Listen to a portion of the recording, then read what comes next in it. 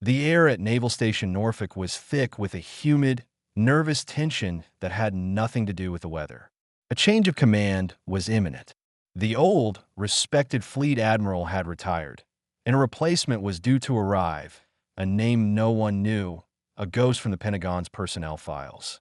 In the interim, power had fallen to Captain Marcus Thorne, the commander of the base's largest carrier strike group.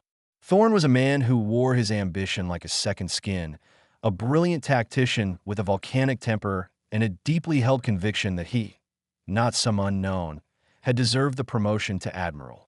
He walked the decks of his temporary command with a proprietary swagger, his voice a constant, abrasive bark, finding fault in every polished surface and every nervous salute. He was a temporary king, and he was making sure every soul on the sprawling base, from the rawest seaman to the most seasoned officer, felt the weight of his displeasure. He was a man auditioning for a role he had already lost, and the bitterness of it made him cruel. Into this pressurized environment walked a ghost. She was a woman of indeterminate age, dressed in the simple, unadorned khaki uniform of a naval officer. There were no ribbons on her chest, no glittering rank insignia on her collar, only a generic black garrison cover with a small officer's crest. She could have been a lieutenant on her first tour or a commander with 20 years of service. Her anonymity was a perfect camouflage in the sea of uniforms that populated the world's largest naval base. This was Rear Admiral Anya Sharma, and this was how she chose to meet her new command, not with the pomp of a formal ceremony, but with the quiet, penetrating gaze of an observer. She walked the long piers, listening to the conversations of the sailors chipping paint and hauling lines. She ate alone in the enlisted mess hall, absorbing the atmosphere, feeling the pulse of the fleet, a pulse that was rapid and stressed under Thorne's temporary reign. She was a doctor, and she was diagnosing her patient before beginning treatment. Her presence was a question mark, a blank slate onto which the men and women of the fleet projected their own assumptions. To most, she was utterly invisible. Their paths were destined to collide in the long, sterile corridor of the Naval Headquarters building, a place colloquially known as the White House.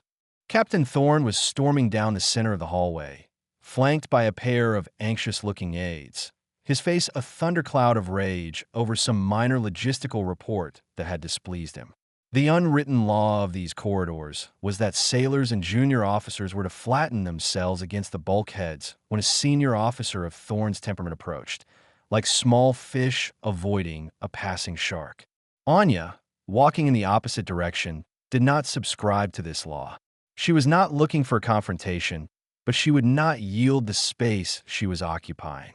She held her course, her gaze level, her stride unhurried, a simple act of walking that in Thorne's inflated world was a profound act of insubordination.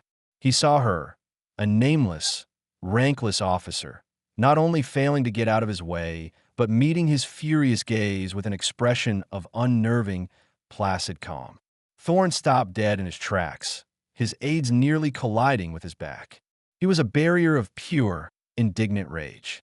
"Just who in the hell do you think you are?" he snarled, his voice echoing in the polished hallway. He deliberately let his eyes drop to her empty collar. "Lieutenant, is it? Or are you an ensign so fresh out of Annapolis you haven't learned to show the proper respect for a superior officer?" Anya said nothing. Her silence was not submissive. It was a quiet, solid wall against which his anger broke. This infuriated him more than any argument could have. He was a man who demanded a reaction, who fed on the fear and deference of others, and this quiet woman was giving him nothing. He saw her silence as a direct challenge to his authority, an intolerable insult in front of his own men. "I am the commander of this base, and when I ask you a question, you will answer me," he bellowed, taking a step closer, his voice rising in volume and menace. And then he crossed a line from which there was no return. He reached out and grabbed her arm, his fingers digging into her bicep with bruising force, intending to physically shove her aside, to teach her a lesson in power she would never forget. At the precise, catastrophic moment that Captain Thorne's fingers closed around her arm, two young sailors rounded the far corner of the hallway. They were engaged in a casual conversation, but the moment they saw the woman in the plain khaki uniform, their demeanor changed instantly. Their laughter died on their lips. Their spines straightened. Their bodies snapped into the rigid, perfect posture of attention, their hands cracking against their brows in a salute so sharp it was almost audible. "Good morning, Admiral," one of them blurted out, his voice a mixture of ingrained military respect and the sheer, abject terror of a man who has just witnessed an act of career-ending sacrilege. The word, a single, explosive syllable, detonated in the silent corridor. "Admiral." It hung in the air, a stunning, reality-altering truth. Captain Thorne froze, his hand still locked on her arm, every muscle in his body rigid with a shock so profound it was like a physical blow. The blood drained from his face, leaving a pale, sickly, greenish tint under the harsh fluorescent lights. His mind, which seconds before had been a storm of self-important rage, was now a dead, silent void of pure horror. He slowly, mechanically, as if moving through deep water, lowered his eyes from the saluting sailors to the face of the woman he was assaulting.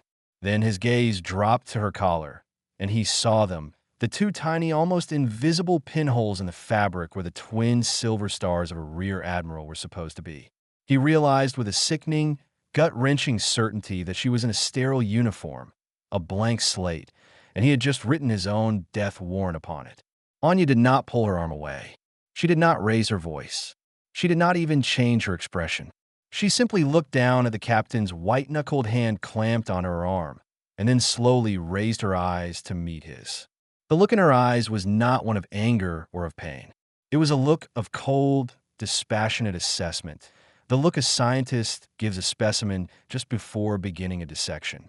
"Captain Thorne," she said, her voice quiet, perfectly level, and colder than the abyss. "My name is Rear Admiral Anya Sharma. I am the new commander of the Atlantic Fleet, and you are currently in violation of Article 93 and Article 128 of the Uniform Code of Military Justice. You have 5 seconds to remove your hand from my arm before I add resisting arrest to those charges." Every word was a perfectly placed nail in the coffin of his career. Thorne snatched his hand back as if he had been electrocuted, a strangled, animal sound of pure terror escaping his throat. He stumbled back, his carefully constructed world of power and arrogance utterly, irrevocably demolished. The quiet, unassuming officer was no longer a blank slate. She was a figure of absolute, unassailable authority. She had not even raised her voice, yet her quiet words had more power than all of Thorne's bellowing rage. She turned her attention to one of Thorne's own aides, a young, terrified-looking Master Chief. "Master Chief," she said, her voice still quiet but now resonating with the unmistakable weight of command. "You will place Captain Thorne under arrest. You will escort him to his personal quarters and remain with him. He is to have no communication with anyone. He is relieved of all duties and responsibilities, effective immediately. His command is terminated. Is that understood?" The Master Chief, caught between his loyalty to his old boss and the terrifying, new reality of his new one, could only stammer a reply. "Yes. Yes, ma'am. Admiral." He and the other aide, their faces pale with shock, moved to flank their former commander, who now seemed like a broken, hollowed-out shell of the man he had been just moments before. They were no longer his staff. They were his jailers. Anya watched for a moment as Thorne was led away, her expression unreadable. She then turned her attention to the two young sailors who were still standing at a rigid, perfect salute. A faint, almost imperceptible smile touched her lips. "At ease, sailors," she said, her voice softening, the icy edge of command replaced by a tone of quiet, genuine warmth. "What are your names?" They stammered out their names and rates, their eyes wide with a mixture of fear and awe. She asked them about their ship, about their duties, about the food in the mess hall. In the middle of the corridor where her authority had been so violently challenged, she was already beginning the real work of a commander, not by shouting orders, but by listening to the lowest-ranking members of her fleet. She was not just establishing her authority, she was establishing her character. She was demonstrating in that small, simple act that her command would be built not on the fragile foundation of fear, but on the granite of mutual respect. The lesson was silent, but it was powerful. It would spread through the entire base with the speed of light. Later that day, Anya stood in the sprawling Admiral's office that should have been Thorne's. The formal change of command ceremony, with all its pomp and circumstance, had been indefinitely postponed. Her command had been established in a far more dramatic, far more effective, and far more memorable fashion. She looked out the large window at the gray steel hulls of the destroyers, cruisers, and aircraft carriers that were now her responsibility. Her fleet. An aide entered the room, his footsteps quiet and deferential. "Ma'am," he said, "we just received word. Captain Thorne has submitted his formal resignation from the United States Navy, effective immediately." He had chosen a quiet, ignominious end over the public humiliation of a court-martial. Anya simply nodded, her gaze still fixed on the warships in the harbor. She had not sought to destroy him. His own arrogance had been a poison for which there was no antidote. Her duty was not to the careers of arrogant men, but to the thousands of sailors who served under her command. She turned away from the window, her mind already moving on to the monumental task ahead of her. She picked up the secure telephone on the vast, empty desk. She dialed a number from memory. "Master Chief," she said into the receiver when the fleet Master Chief, the highest enlisted leader in the entire fleet, answered. "This is Admiral Sharma. I'd like you and the rest of the senior enlisted advisors in my office in 30 minutes. We have a lot of work to do." Her voice was calm, steady, and filled with a quiet, unshakable purpose. The message was clear. The era of the tyrant was over. The era of the quiet professional had begun. The silent acknowledgement of her power was not in the salutes or the respectful ma'ams.